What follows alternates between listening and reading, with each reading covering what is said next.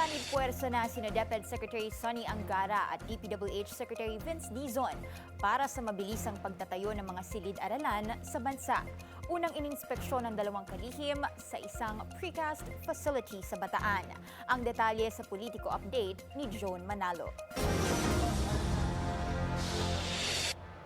Bilang tugon sa mahigit 165,000 na classroom backlog sa bansa, sinimulan na ng Department of Education ang pakikipag-ugnayan sa mga local government unit para masiguro ang mabilis na pagpapatayo ng mga silid-aralan.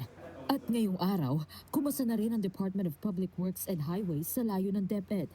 Ininspeksyon ni DPWH Secretary Vince Dizon at Education Secretary Sonny Angara ang isang precast manufacturing facility sa Mariveles, Bataan, para makahanap ng teknolohiyang makatutulong sa pagpapabilis ng classroom construction ngayong taon.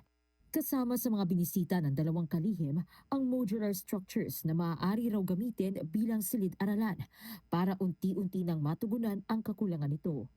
Kasi they will be dependent on... Kasi the work is going to be here. It's not going to be on site. Doon, delivery lang. Tapos, salpo. So, gagawin namin ang pundasyon. Yung supplier naman is partner naman ito last year pa sila panayantay, sabi ko. Hindi, kunwari, papabid ako ng sabi mong mid-March. Yeah. Kung 17 ng contracts mo, 30 days. 17 lang kakausapin. 17 na ako. Hindi, okay. Talaga, na-scale ka talaga. 30 days. Kunyari mid-March, plus 30 days to award. So by mid-April, early May.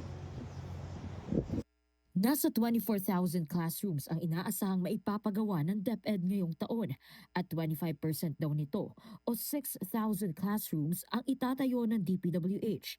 Ayon kay Angara, ang natitirang bilang na hindi mapasa sa ilalim sa DPWH, mga LGU na ang magpapagawa. Bukod sa agarang pagpapatayo ng mga silid-aralan, isinagawa na rin ng DepEd ang kanilang Classroom Leasing Initiative na naglalayon ding masolusyonan ang overcrowding sa mga pampublikong paaralan, habang patuloy ang pagpapatayo ng mga permanenteng classroom sa iba't ibang lugar sa bansa.